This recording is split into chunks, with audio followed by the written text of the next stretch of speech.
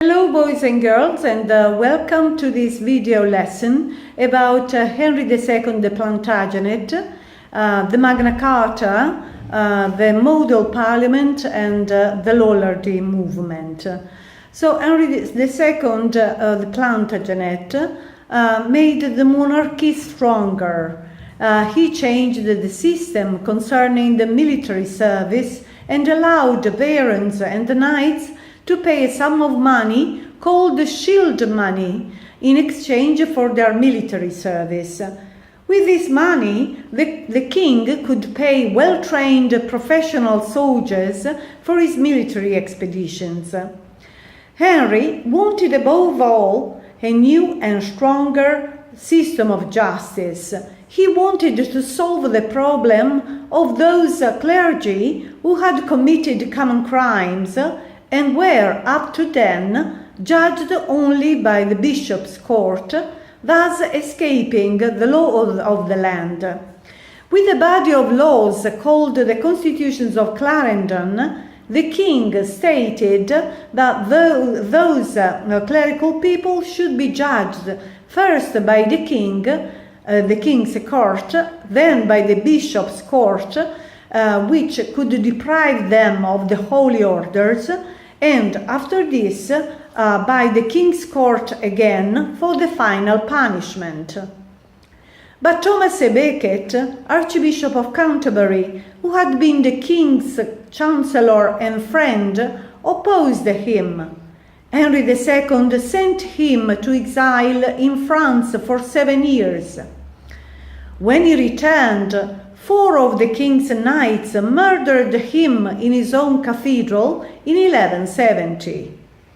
The church made Thomas a martyr and a saint, and the constitutions of Clarendon were abrogated, but the king's legal reform remained.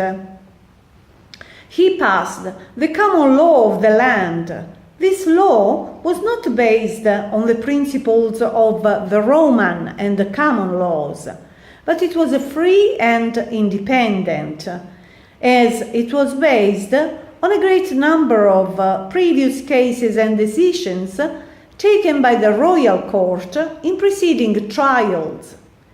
English common law is a unique phenomenon in Europe. The king also introduced the trial by jury.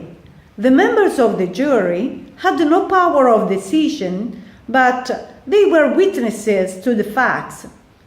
It was a great advance because the judgment derived not only from the will of the judge, but from the sworn evidence of witnesses.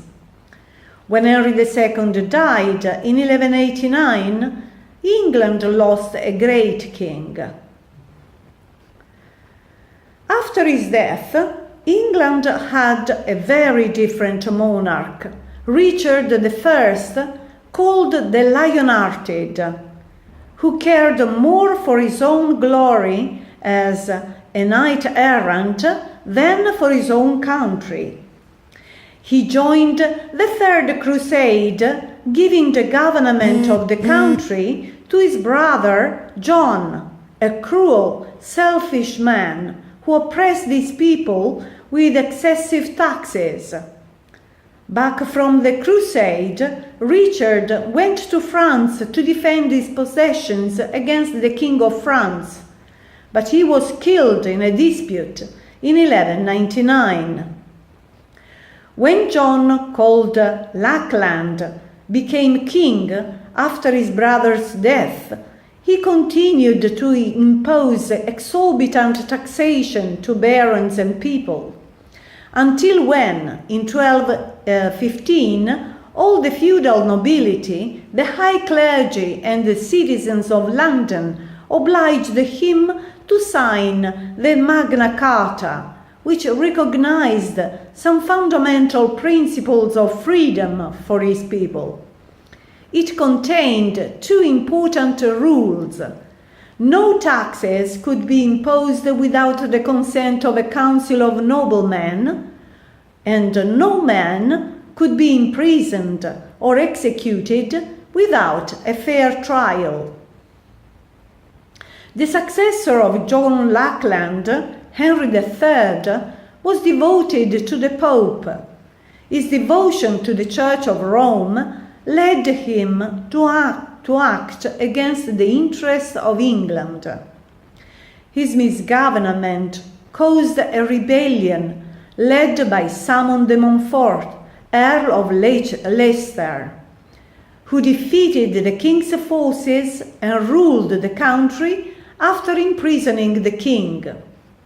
His experience ended 1 year later when the king regained his power thanks to his army, but his experience was important because it marked the beginning of a different composition of parliament, where there were also 2 representatives of each borough. In 1295, Edward I recognized the effectiveness of the parliamentary system and widened representation to include not only barons and clergy, but also knights and town citizens. His model parliament, as it was called, laid the foundations for the modern day parliament. By the 14th century, the church, and in particular the great monasteries, had accumulated vast amounts of land and money, and it was regarded with increasing suspicion. Most of the clergy had become a part of an opportunistic ruling class whose financial and political interests conflicted with the basic principles of Christian life. As a reaction to this, the Lollardy reform movement was born. Led by John Wycliffe, the movement was devoted to the study of the Bible, whose authority they considered to be above that of the Church. Its main purpose was to remove much of the Church's wealth and use it for more charitable purposes. The movement also opposed war and capital punishment. As a result, its supporters were eventually suppressed, and many of them were burned alive as heretics. Goodbye, see you in the next lesson.